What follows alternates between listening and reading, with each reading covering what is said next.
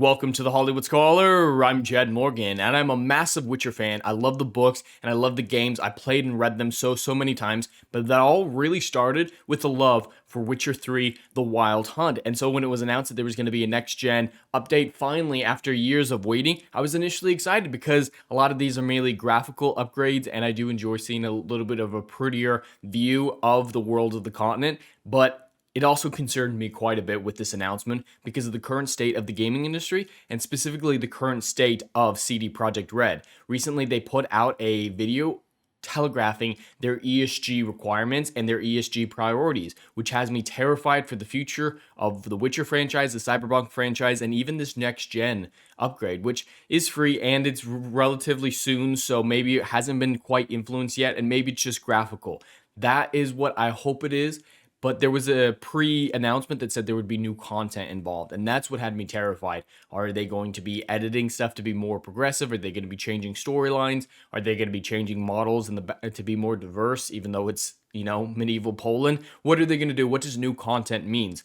I believe most of my fears have been assuaged, however, with yesterday's Twitch stream where they telegraphed the main changes that they're going to be making for the game. I watched that whole announcement, and I gotta say, I enjoyed most of the announcements made. The ray tracing looked beautiful, the haptic feedback, 60 frames per second. They were doing a lot of beautiful stuff for both console and PC. And then there were other, more stylized things, like you can customize the distance of your camera during different events. That's very nice. And the cross saves between platforms, I quite enjoy that because I have it on pretty much every known gaming platform, and I played it all across all of them, racking up well over 1,000 hours in The Witcher 3 specifically. But the technological advancement that they made that I'm really looking forward to playing around with is the sign shortcut feature that they're going to be implementing, so you don't need to go to the sign widget wheel to pick your sign and cast it. I don't know how well that's going to work. I seem to think that we might not have enough buttons on a controller to do that, but the idea of it fascinates me. And the main thing that assuaged my concerns is they did talk about the Netflix DLC.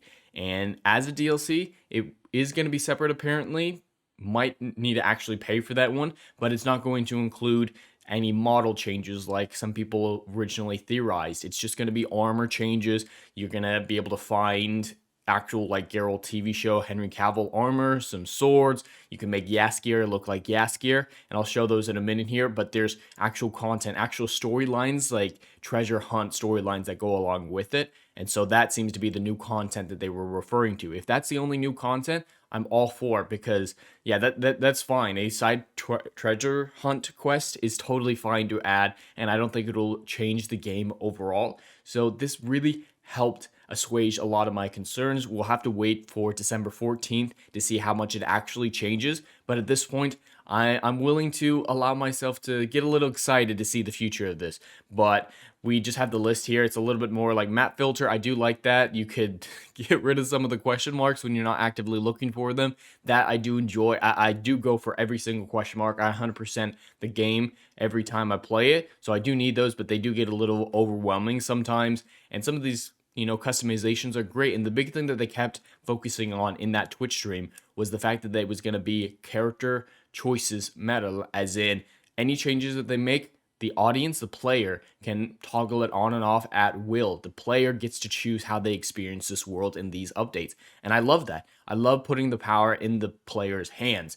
So far, a lot of this is great. And a few other graphical updates, options, and bug fixes. There are a lot of bugs in the game still after these years. I experience them quite a lot, especially if you're modding, but it's kind of my fault when I'm modding, but there are still some actual built-in bugs that'll be nice to see fixed. And the other big thing is that there's going to be a community mod platform, so you can built-in mod the game in a safe way, similar to how Bethesda does it in several of their games.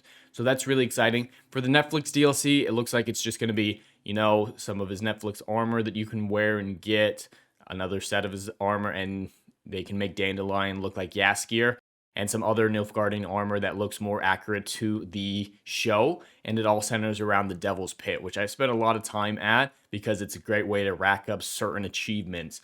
But overall, I'm fine with these being included in the game, especially if they're bought separately, if it's an actual DLC that you have to purchase rather than just coming along with the free next-gen upgrade, because I'm not going to worry about it. I'm not going to spend any money on Netflix stuff.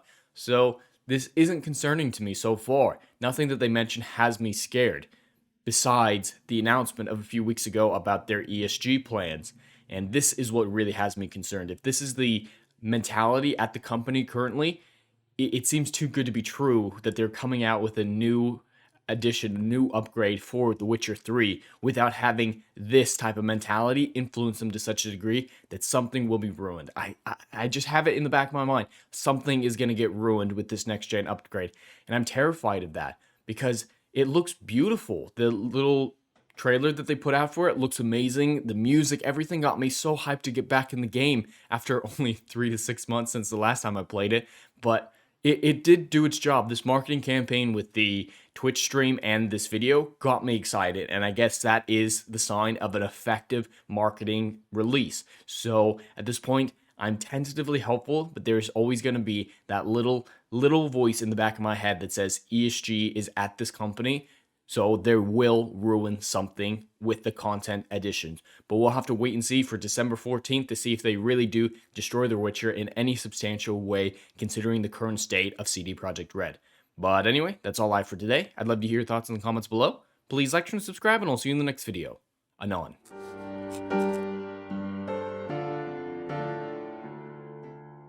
Hey, yo, are you feeling what I'm doing up in here? Oh, I know you are. Do you miss all the good, compelling stories that we used to get back in Hollywood that they ain't putting down no more? Oh, I know you missing it.